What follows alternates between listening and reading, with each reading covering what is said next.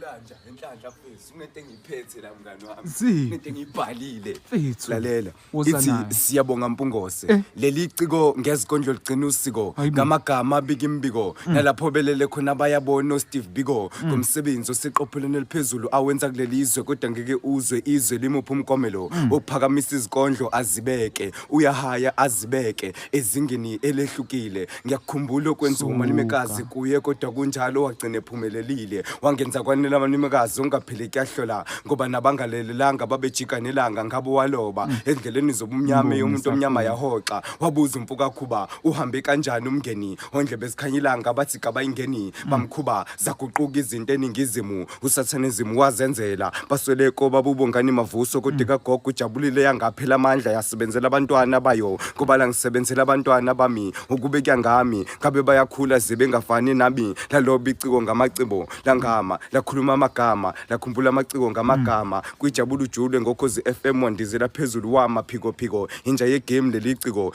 hlahle samile enkandla kwandlwana emahlayizeni sanamagatshe empuphumeni kangikhumbuli kodwa ngayebelobe ephepheni bamthuka kwathiwa trespassers will be prosecuted le ndawo yemhlophe suka la khafula hamba ngizokudubula bambuka ngamehla afana nawenkanyamba into kanjalo mngani wami ngibhalile ngabe ngiyayiqedela yawe into kanjalo onomunye uzobhosha suka